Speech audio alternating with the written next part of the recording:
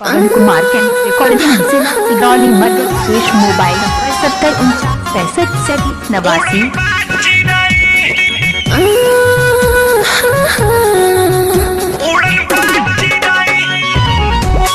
नए नए गाना सुनने के लिए हमारा YouTube चैनल को सब्सक्राइब करें और घंटी को दबाएं। पवन कुमार से जीसन।